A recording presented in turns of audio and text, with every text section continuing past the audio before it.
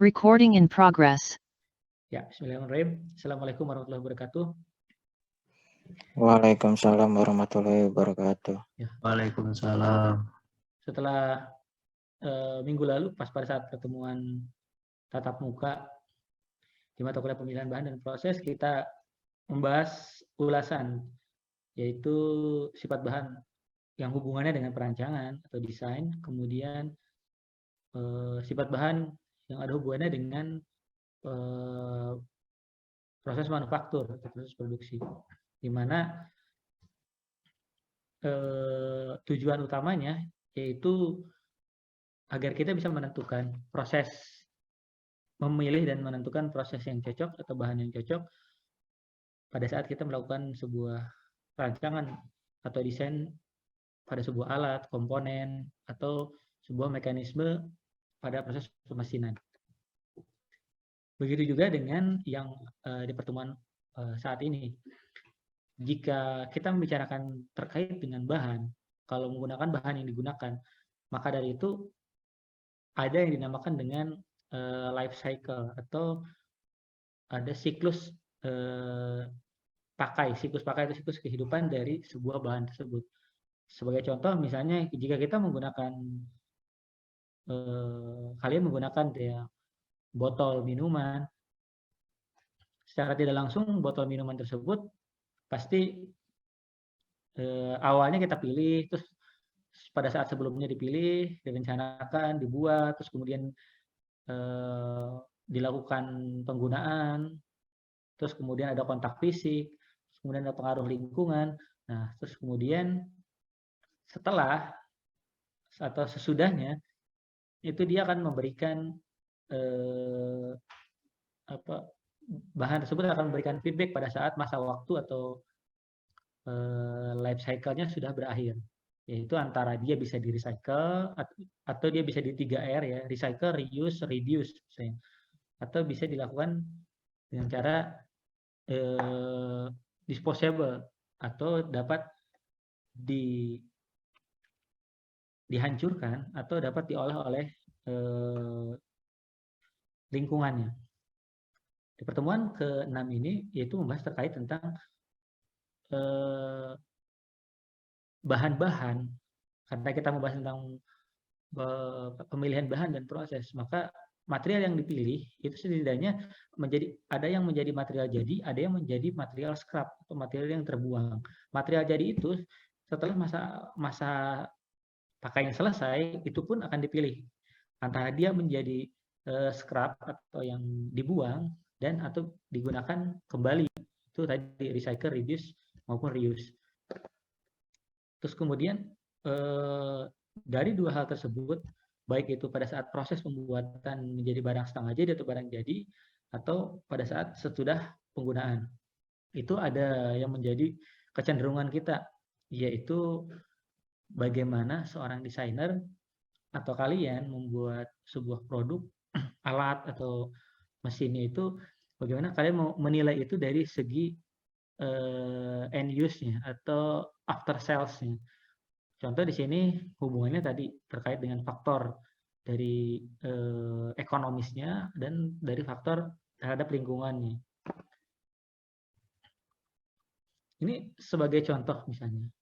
Ini sebagai contoh di sini saya berikan keterangan di sini ada over exploitation. Pada saat produk setengah jadi tadi, terus kemudian produk jadi sampai ke produk hasil akhir, ternyata semuanya harus ada efeknya. Contoh misalnya yang sebelah kiri.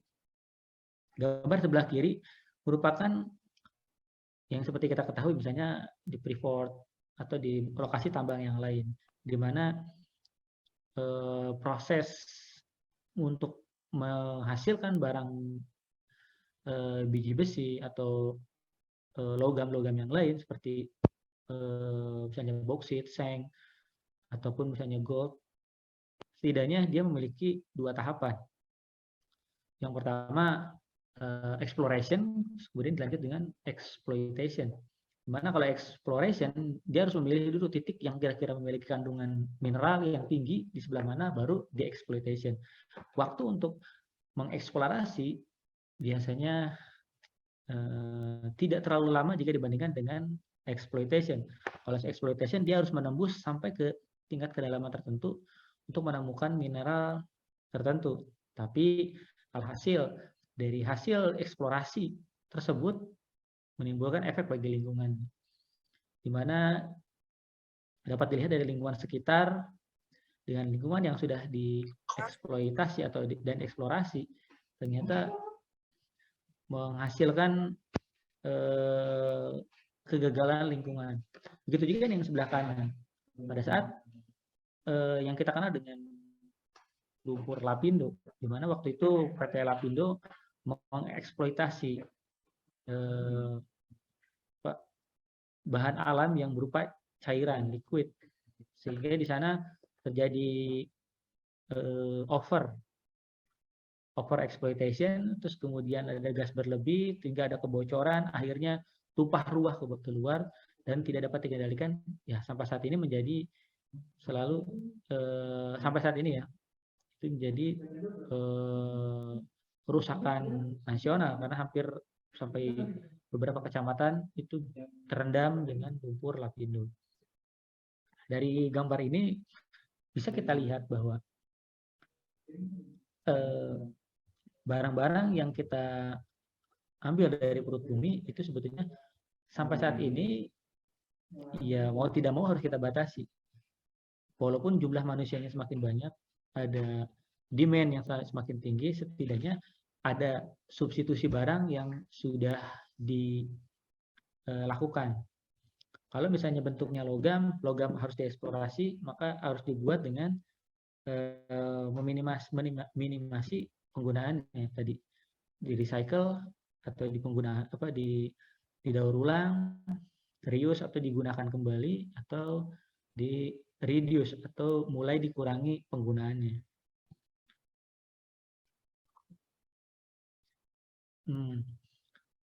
Jika dilihat di sini hubungan antara kerusakan terhadap lingkungan ini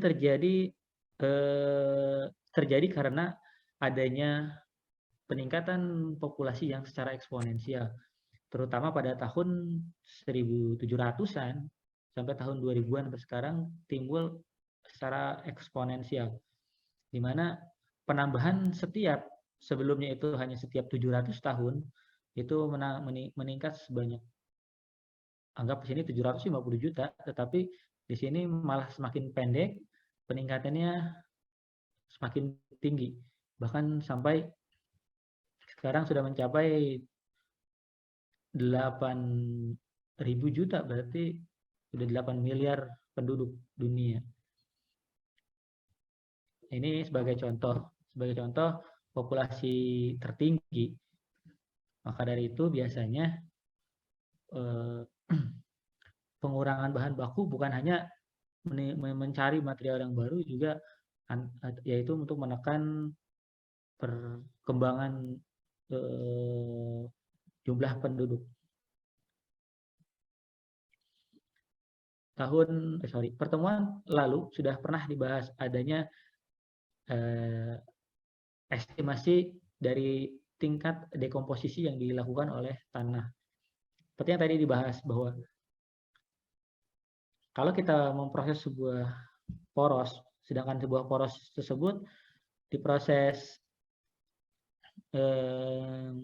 menggunakan mesin bubut atau milling, ada produk yang dilanjutkan ke produk berikutnya, ada yang sisa pemotongan yang termasuk dalam kategori scrap atau gramnya.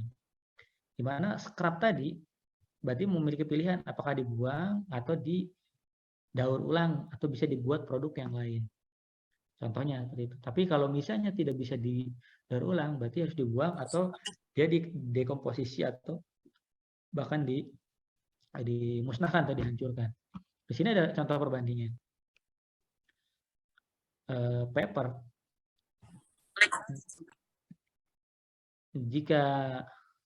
Jika paper atau kertas koran atau kertas yang biasa itu kalian diamkan di atas tanah, itu akan dia akan terdekomposisi kurang lebih 2 sampai 4 minggu, dia sampai menjadi terkikis sedikit demi sedikit.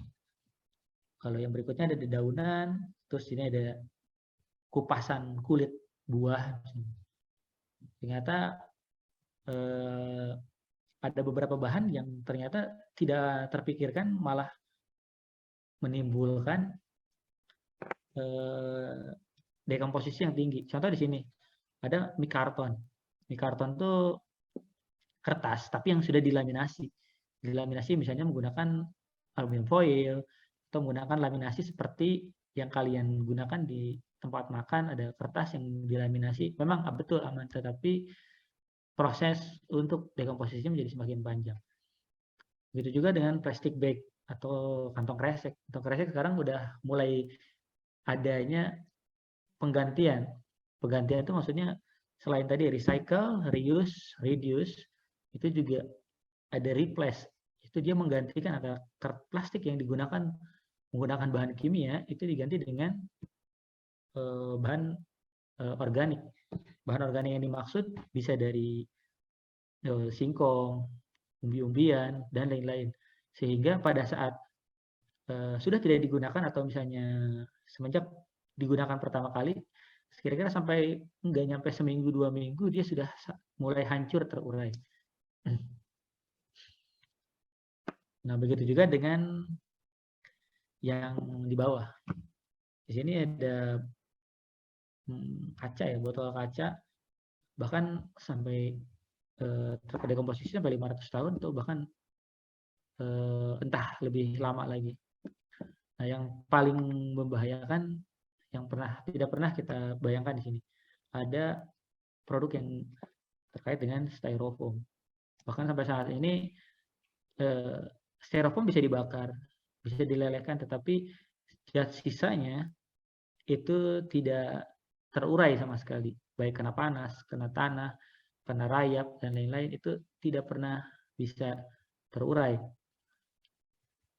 Dari bahan-bahan sini pada saat membuat satu produk, kalau misalnya tujuannya untuk kesejahteraan manusia, itu lebih baik jika kesejahteraan manusianya bukan hanya dipikirkan pada saat tahun-tahun sekarang, tapi bagaimana impact pada saat produk sudah digunakan, kemudian disimpan di perut bumi atau di tanah, apakah nanti anak cucu ke generasi berikutnya itu akan mudah untuk terurai atau tidak. Ini merupakan satu pilihan, contoh misalnya, saya mau body, pada saat membuat rancangan dari body kendaraan bermotor, dahulu kala masih menggunakan metal, bahannya tebal, sehingga menambah masa bobot dari mobilnya, efisiensinya jadi semakin rendah karena berat tadi. Terus kemudian kekurangannya tadi efisiensi bahan bakarnya menjadi rendah karena bobot dari kendaraan yang tinggi. Di alasan yang lain itu menjadi mudah untuk dilakukan recycle, reduce dan lain-lain. Sehingga bahan yang metal tadi hancur, bisa dilelehkan, kemudian dibentuk lagi, rusak lagi, dilelehkan, dibentuk lagi, atau dan lain-lain. Berbanding terbalik dengan saat ini menggunakan bahan yang lain, misalnya plastik, polimer, atau misalnya kan bahan-bahan yang lain, itu sudah mulai ada perlakuan meningkatkan efisiensi karena bobotnya menjadi lebih ringan, tetapi impact selanjutnya adalah tidak mudahnya untuk terdekomposisi. Contoh,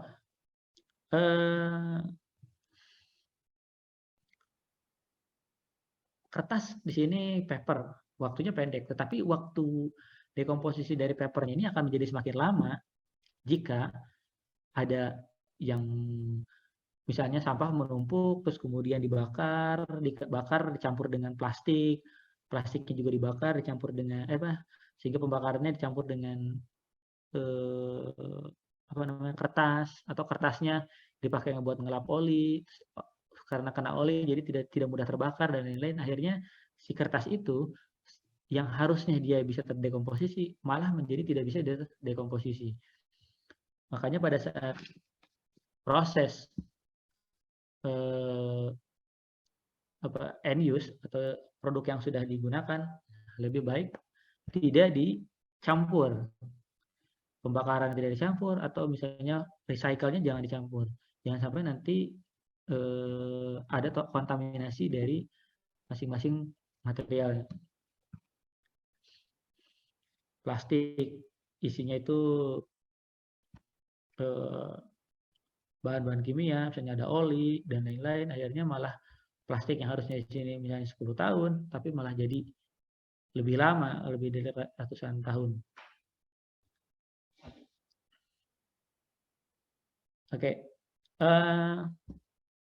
seperti yang pernah dijelaskan waktu pertemuan 1 atau 2, material consumption pada dasarnya sekarang mulai berkurang penggunaan dari metal, baik metal ferro maupun non ferro, walaupun ada beberapa bahan yang masih tidak bisa digantikan.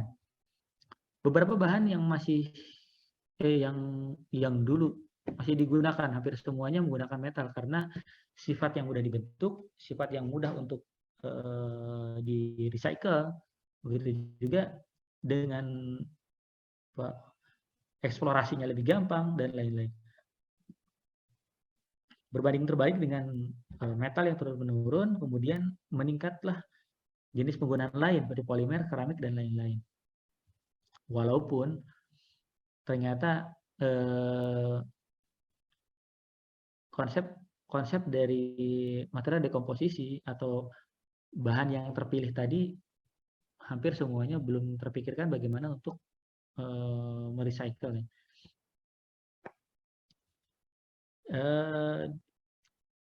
Zaman dulu sampai sekarang masih didominasi terkait dengan oil and coal atau yang berasal dari oil and bahan-bahan bakar batu bara. Minyak dan batu bara hampir semuanya penggunaan ini di luar metal. Metal kan sampai steel. Dia mendominasi. Terus kemudian di kedua dari bahan konkret atau beton.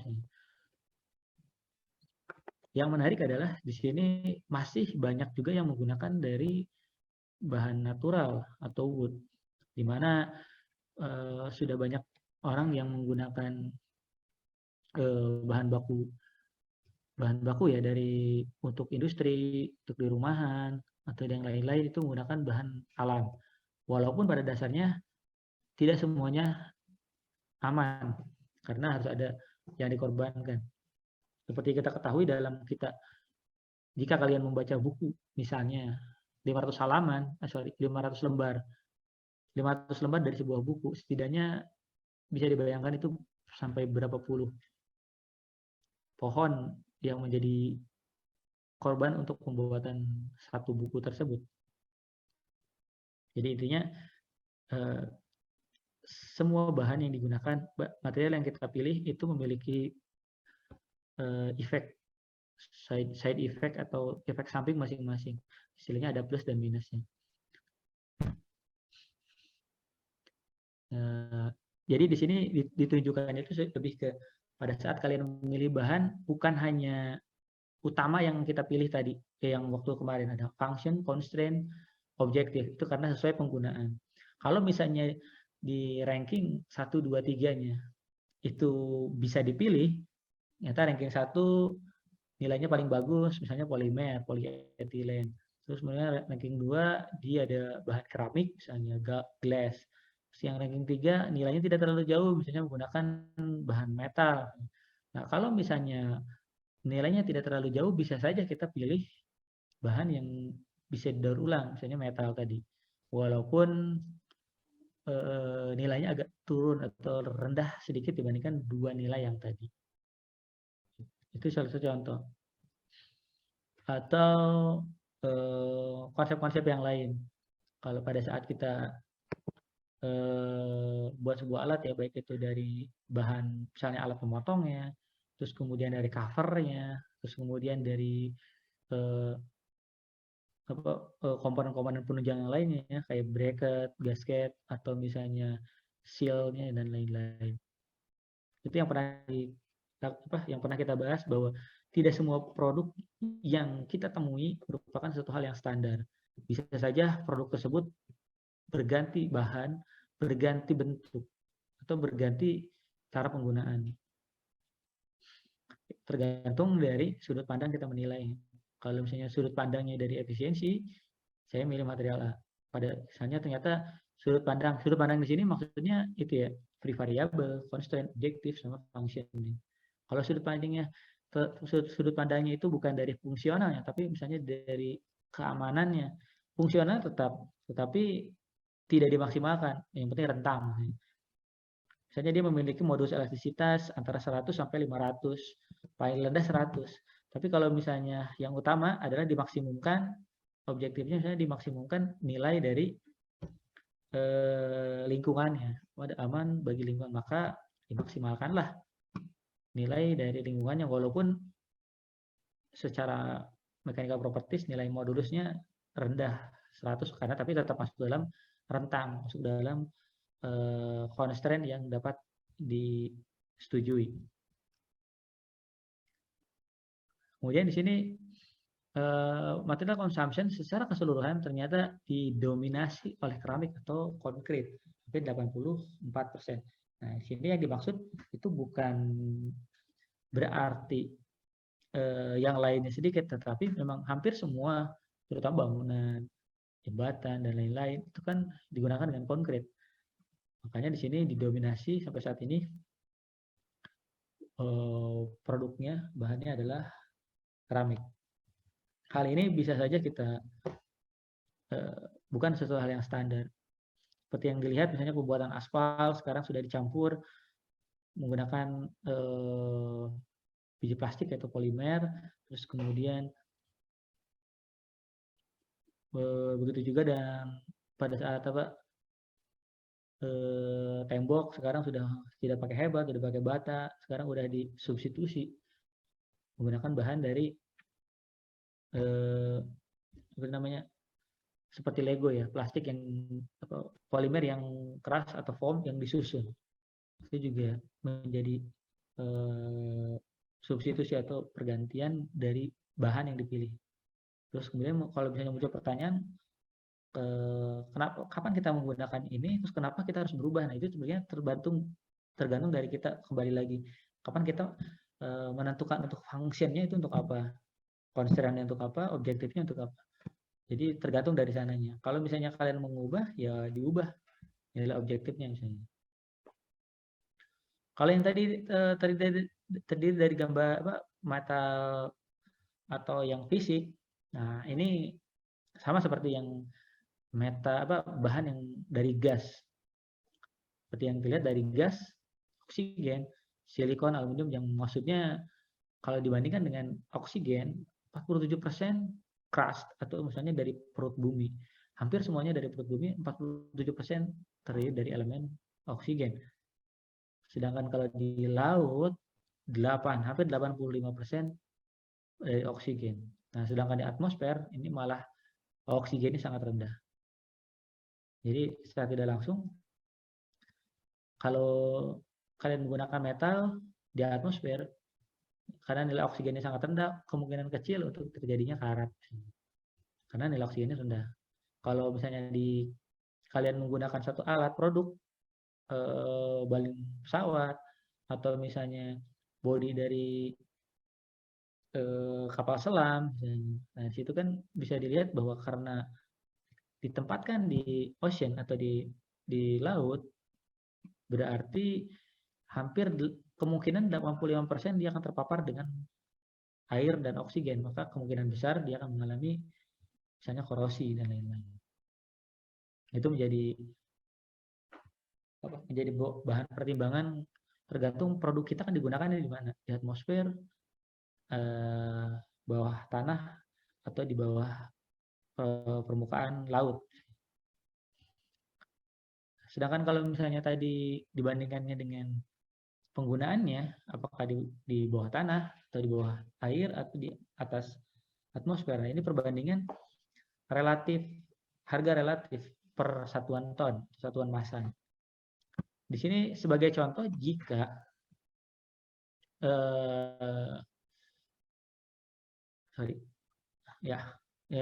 di sini adalah per relative price dibandingkan per ton.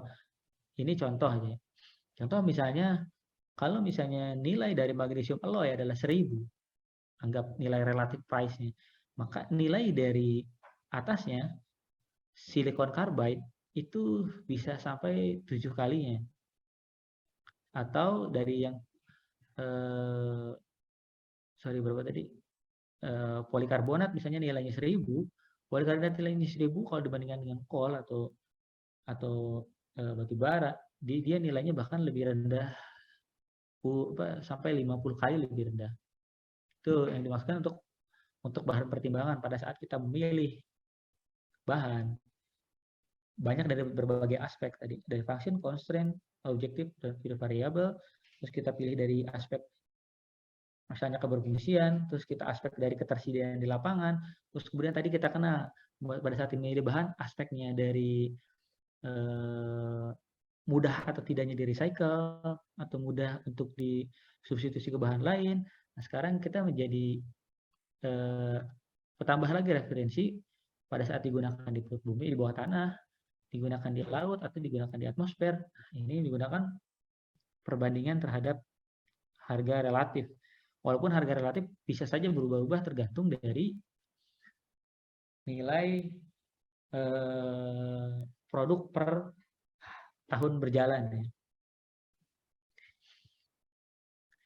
Nah, di sini kan karena persatuan ton, jadi perbandingannya menjadi setara. Di mana kita lihat gold sampai satuan perbandingannya bisa mencapai 9,6. Dibandingkan dengan platinum, ternyata nilainya lebih tinggi platinum, walaupun harganya mendekati dengan diamond. Di sini diamond untuk industrial. Jadi ini bisa jadi acuan.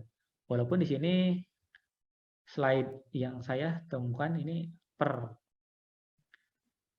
April 2011.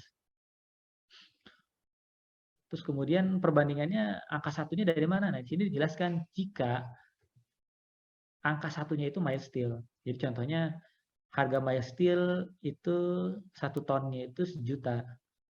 Maka harga kol per ton adalah 20 juta. Itu maksudnya gitu. Itu tinggal dikali aja tadi. 20, karena perbandingan 20, maka 20 dikali 500 US dollar.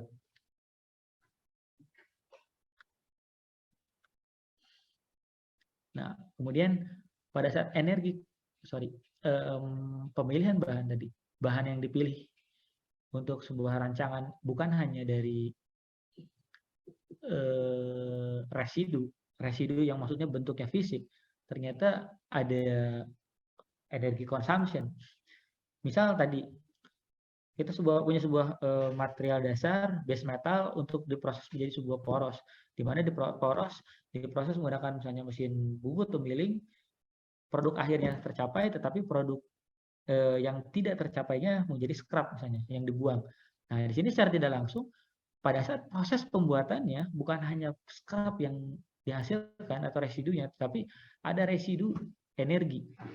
Pada saat kita membuat satu proses di tadi mesin bubut, berarti kita menggunakan bahan bakar. Bahan bakarnya apa? Terus kemudian kita menghasilkan panasnya, menghasilkan asapnya, dan lain-lain. Sebagai contoh, jika kita menggunakan teknologi fosil, mestinya di industri untuk menggerakkan mesin bubut dia menggunakan gas. Pada saat menggunakan gas, ini lambat laun kalau misalnya harga gas semakin tinggi, berarti harga produknya semakin tinggi. Walaupun kenyataannya sekarang penggunaan untuk energi konsumsi secara global masih didominasi sama oil and gas and coal. Walaupun di dalamnya sudah mulai berkembang, di sini ada fotovoltaik. Fotovoltaik karena nilai dari efisiensinya yang sangat rendah, masih jarang sekali yang menggunakan. Biasanya fotovoltaik, wind energy, wave, itu maupun hydro itu biasanya berupa hybrid karena sifat energinya yang masih rendah nilai efisiensi maupun pengembangannya. Sebetulnya ada lagi yang menjanjikan yang nilainya lebih stabil, yaitu teknologi nuklir. Tapi masih menjadi pro dan kontra di sebagian tempat karena sifatnya yang tidak, energi yang dihasilkan itu lebih stabil walaupun penyimpanannya, prosesnya itu menjadi sangat hati-hati. Karena seperti yang kita tahu, proses pergerakan dari nuklir, menghasilkan listrik dari nuklir itu sama seperti kalian memutarkan elektron terus-menerus sehingga menghasilkan panas. Apabila inti dari fusi nuklirnya tidak stabil, itu akan menjadi putaran jadi tidak stabil, kemudian kemungkinan akan bisa meledak. Begitu juga limbah dari nuklirnya juga masih tanda tanya. Di luar sana ternyata masih belum sepenuhnya untuk di penanganan limbahnya. Padahal kalau secara teori nuklir masih dapat bertahan sampai jutaan tahun walaupun digunakan secara terus-menerus.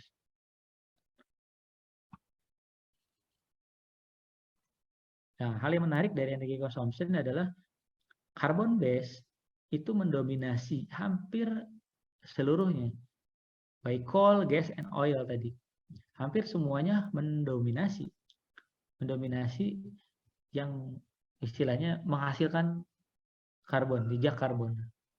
Di mana semuanya yang tadi masih sedikit yang warna hijau hydro, bahkan tadi yang nuklir senilai 7%. Penggunaan konsumsinya tersebut ini sebetulnya pembagiannya merata dari home and commercial building, transport maupun industri manufaktur.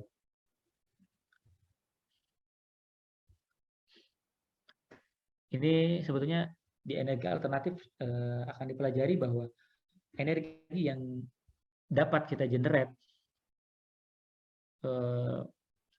istilahnya untuk lingkungan, setidaknya ada beberapa jenis sumber energinya. Apakah menggunakan konsep menggunakan radiasi atau pemanfaatan termal atau panas atau pemanfaatan dari listrik dan dari magnetik atau pemanfaatan seperti yang kita pelajari yaitu sistem mekanik yang terus bekerja atau dari paduan atau reaksi secara kimiawi atau tadi dari unstable elemen pada nuklir. Nah, ini yang sebelah kanan sebetulnya menunjukkan bahwa kalau energinya kita kalau tadi energi yang berdasarkan dari sumber yang dihasilkan atau penggeraknya, sedangkan yang di kanan adalah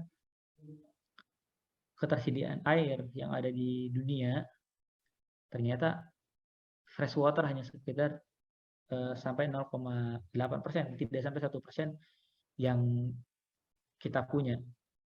Biasanya sampai saat ini pengeksplorasi atau penjernih atau pemurni air masih terus ditingkatkan karena memang kita perlu ya. Hanya 2,2% dari ais, tapi sisanya air asin dan masih belum dieksplorasi. Ya, kita kembali lagi pada saat pemilihan bahan ada life cycle and emission. Pada life cycle tadi ada resources, ada steel, copper, glass atau bahan-bahan yang lain yang digunakan ditambah dengan energi yang dipakai. Maka dilakukanlah proses produk manufaktur, di mana produk manufaktur itu menghasilkan yang terbuang, cut off, yang terbuang ya, yang mungkin di recycle itu jadi tergolong dalam emisi. Selain produk yang terbuang tadi hasil pemotongan, itu juga ada gas yang terbuang, baik CO2, kemudian NO, SO, sekian, dan lain-lain. Terus kemudian pada saat produk manufaktur, produk yang barang jadi, anggap barang jadinya, itu langsung digunakan oleh konsumen, produk use-nya. Gimana produk use-nya itu Contoh misalnya tadi di sini adalah contoh membuat produknya adalah mesin cuci. Mesin cuci pada saat digunakan berarti baju kotor tersebut harus dicampur dengan air, butuh dia energi listrik, entah itu listriknya dari listrik PLN atau listrik energi terbarukan dan lain-lain, dan juga bahan kimia yang lain, deterjen. Terus kemudian produk-produk tadi yang digunakan dia menghasilkan emisinya tadi contaminated water atau yang air yang tadi bercampur dengan kotoran pada baju, terus kemudian dicampur dengan deterjen, itu kita anggap sebagai air yang terkontaminasi. Terus juga yang dibuat adalah getarannya, panas yang dihasilkan, dan lain-lain. Terus kemudian dari produk yang digunakan terus-menerus, ada kalanya mesin cucinya misalnya rusak. Mesin cucinya rusak, dia melakukan produk disposal. Pada saat produk disposal atau mesin cucinya rusak, setidaknya dia membutuhkan lagi resources. Dari tempat pembuangan atau tempat loakan, dilakukan energi transport dari rumah yang akan ngebuang dibawa ke tempat penampungan atau misalnya dibuat ke tempat pembuangan akhir misalnya. Kemudian energi untuk transport tersebut menggunakan bahan bakar. Terus menggunakan juga membutuhkan energi untuk disassembling atau untuk mencopot bagian-bagian yang akan di-disposal. Karena seperti kita ketahui tadi, produk itu tidak bisa langsung di recycle atau diproses jika ingin recycle, reuse ya, atau maupun misalnya replace yang lain, itu tidak bisa kita gunakan langsung produk jadinya.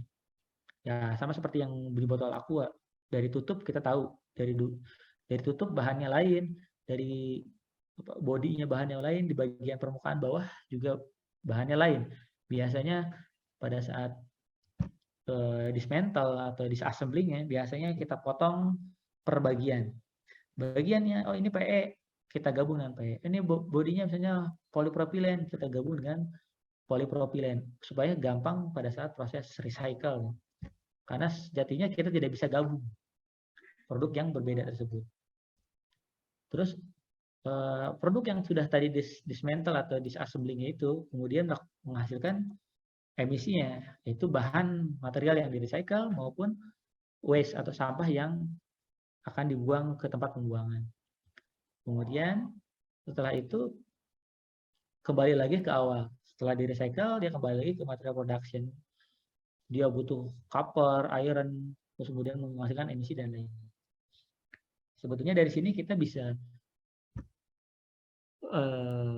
ikut andil di sini.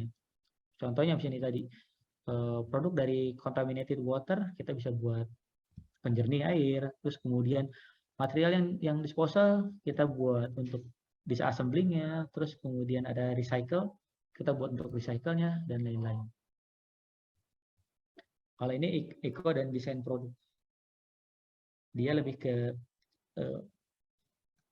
pada saat sebuah produk setidaknya ada energi yang digunakan untuk material, manufaktur, transport, use, maupun disposal, di mana pembuatan atau penggunaan untuk energinya paling banyak pada penggunaan use, sehingga di mana use-nya itu adalah massa thermal loss maupun electrical loss itu semakin tinggi. Kenapa semakin tinggi? Karena waktu yang diproduksi, waktu untuk dimanufaktur, waktu ditransport, rata-rata waktunya pendek berbanding dengan waktu penggunaan. Mesin cuci penggunaan sampai 10 tahun. Berarti kan selama 10 tahun itu menghasilkan thermal loss dan electrical loss sebanyak apa? Nah, ini contoh untuk pembagian antara material, manufaktur, transport, dan use untuk energi pada tergantung pada energi atau bahan yang digunakan. Ini sebenarnya perbandingan. Kalau kita menggunakan polimer, pada saat recycling pada polimer, setidaknya ada beberapa logo di bagian bawah dari polimernya. Misalnya tanda 1, oh ini PET, ADPE untuk 2, PVC untuk 3, ADPE untuk 4, dan seterusnya. Ada juga yang tidak ada nomornya, tetapi dia ada keterangan PP TD20 atau PC ABS FF. Ini adalah merupakan contoh dari gabungan, dia terdiri dari bukan hanya satu bahan, bukan hanya polistiren, bukan hanya polipropilen. Dia terdiri dari misalnya polipropilen dan ditambahkan dengan TD 20% atau polikarbonat, IBS sama FR-nya. Jadi gabungan dari 3 material itu. Nah, ini contoh untuk beberapa recycling market. Contoh misalnya metal, ada steel, iron, aluminium, terus kemudian bisa digunakan untuk bahan lain. Ini contohnya paper, aluminium foil, metal foil, untuk packaging. Ini maksudnya contoh penggunaan tingkat 2 ya. Ini kita skip. Oke, sudah cukup selesai. Ada pertanyaan?